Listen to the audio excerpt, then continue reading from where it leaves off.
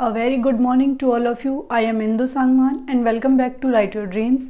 Friends, चलिए स्वागत है आपका एक बार फिर से डेली करंट अफेयर की क्लास में। स्टार्ट करते हैं आज की अपनी क्लास। इसी के साथ हमारा पहला सवाल है, आईपीएल इतिहास में सबसे तेज 50 विकेट लेने वाले भारतीय कौन बने हैं?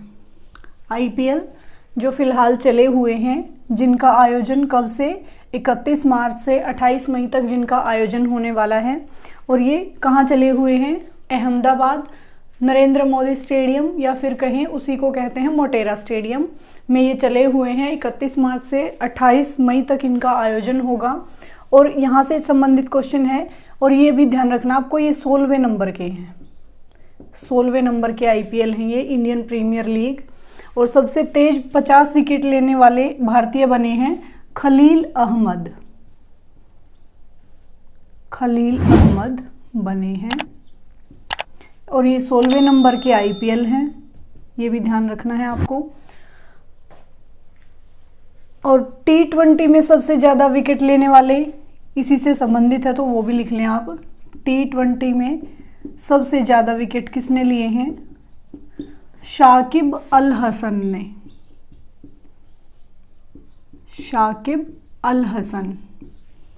T20 में सबसे ज़्यादा विकेट लेने वाले गेंदबाज बने हैं शाकिब अल हसन।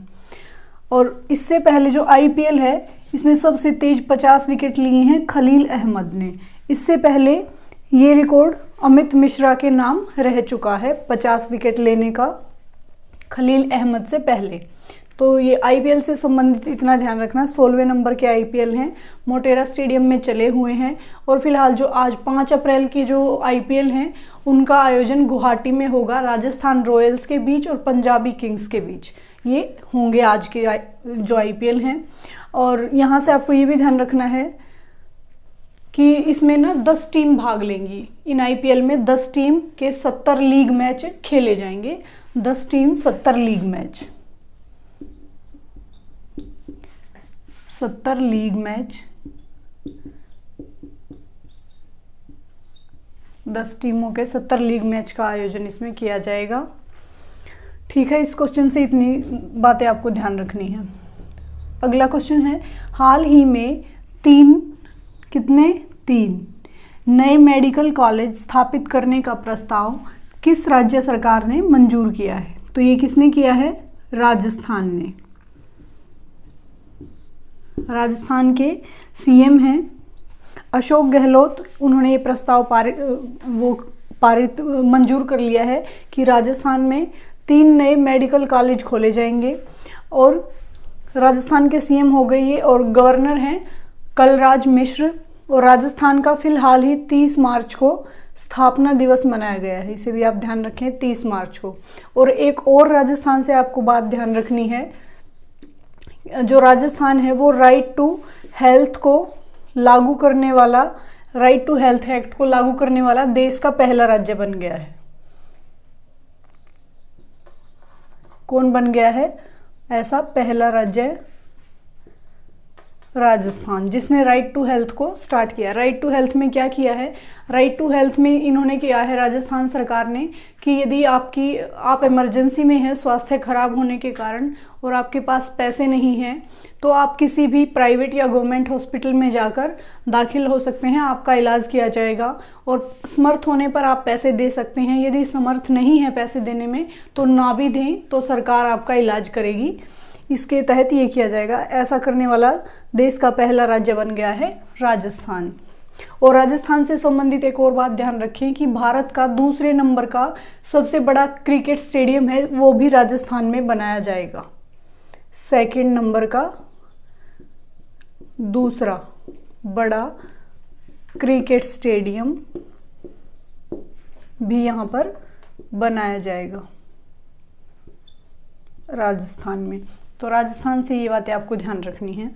अगला क्वेश्चन है, आरबीआई के कार्यकारी निदेशक कौन नियुक्त किए गए हैं? तो ये कौन नियुक्त किए गए हैं? किए गए हैं नीरज निगम। आंसर रहेगा हमारा नीरज निगम। अब बात आई है आरबीआई की, तो एक बार रिवाइज कर लेते हैं। रिजर्व बैंक ऑफ इंडिया स्थापना कब हुई थी? 1 अप्रैल। अभी फ़िलहाल ही जो आरबीआई है इसका स्थापना दिवस मनाया गया है। और 1 अप्रैल को ही हमने किया था उड़ीसा दिवस भी मनाया जाता है, जिसको उत्कल दिवस भी कहते हैं, ये भी आप ध्यान रखें। 1 अप्रैल 1935 में आरबीआई की स्थापना हुई थी कोलकाता में, स्थापना हुई थी। हेडक्वार्टर कहाँ है इसका? मुंबई में, हेडक्वार्टर है मुंबई में। और यहाँ से आपको हाँ यही बातें ध्यान रखनी है। नीरज निगम हो गए। एक और आप ध्यान रखें, आरबीआई के गवर्नर कौन है? शक्तिकांत दास। शक्तिकांत दास वर्तमान में आरबीआई के गवर्नर हैं। इसके बाद अगला क्वेश्चन है हमारा, फिलहाल किसने अपना पहला ऑस्ट्रेलियाई ग्रैंड प्रिक्स 2023 जीता है? तो ये किसने जीता है? ये जीता है मैक्स वर्स्टप्पन ने। मैक्स वर्स्टप्पन ने ये जीता है। जो मैक्स वर्स्टप्पन है ये रेड बुल कंपनी के ड्राइवर हैं। रेड बुल के ड्राइवर हैं ये मैक्स वर्स्टप्पन, इन्होंने जीता है ऑस्ट्रेलियाई ग्रैंड प्रिक्स 2023। इसके बाद अगला क्वेश्चन है, हाल ही में नए नौसेना उप प्रमुख कौन बने हैं? ये बने हैं संजय जसजीत सिंह। नए नौसेना उप प्रमुख कौन बने हैं? संजय जसजीत सिंह। तो हमें प्रमुख भी पता होना चाहिए कौन बने हैं। प्रमुख कौन है? नौसेना के प्रमुख हैं आर हरि कुमार। और फिलहाल नए उप प्रमुख बने हैं संजय जसजीत सिंह। इंपॉर्टेंट रहेगा ये भी, क्योंकि नई नियुक्ति है तो ऐसे क्वेश्चन इंपॉर्टेंट रहते हैं। नेक्स्ट क्वेश्चन है, क्राइकल पोर्ट का अधिग्रहण किस कंपनी ने किया है? क्राइकल पोर्ट का क्या है, एक बार इसको समझते हैं थोड़ा सा। क्राइकल पोर्ट है जो पुडुचेरी में, ये एक जगह है। पुडुचेरी में कुल 4 जिले हैं, उन्हीं 4 जिलों में से एक जिला है क्राइकल, और वहाँ पर पोर्ट है। तो उस क्राइकल पोर्ट का अधिग्रहण कर लिया है अडानी ग्रुप ने। किसने किया है? अडानी ग्रुप ने अधिग्रहण कर लिया है इसका।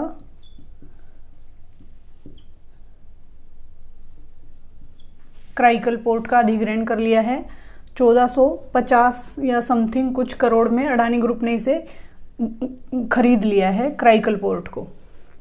इसी के साथ अगला क्वेश्चन है हमारा, कोर्टिंग इंडिया। इंपॉर्टेंट है ये क्वेश्चन भी। इंग्लैंड मुगल इंडिया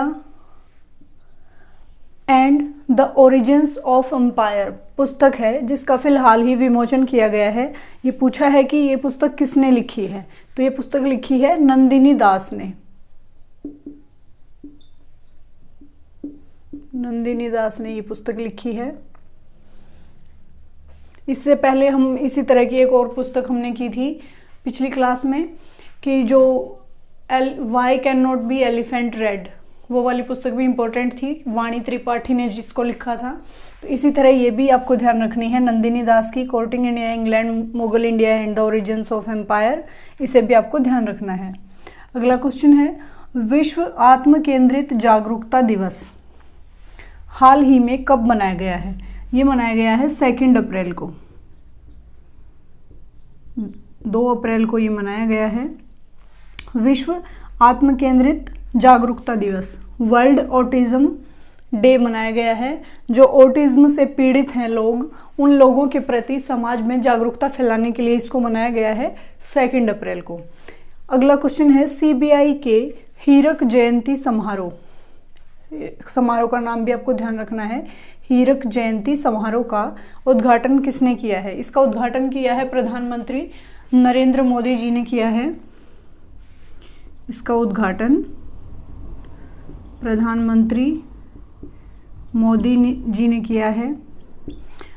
और ये बताना है हमें ये समारोह का आयोजन क्यों किया गया। सीबीआई के स्थापना के जो है 60 वर्ष पूरे हो गए हैं, तो उसके लिए ये आयोजन किया गया है। सीबीआई स्थापना के 60 वर्ष पूरे होने पर। और ये दिल्ली में इसका आयोजन हुआ है। और सीबीआई से संबंधित आपको एक दो बातें ध्यान रखनी है। सीबीआई की स्थापना कब हुई थी? 1 अप्रैल 1963 में। इस्टेब्लिश कब हुई थी? 1 अप्रैल 1963 में इसकी स्थापना हुई थी। हेडक्वार्टर कहाँ है? न्यू दिल्ली में इसका हेडक्वार्टर है।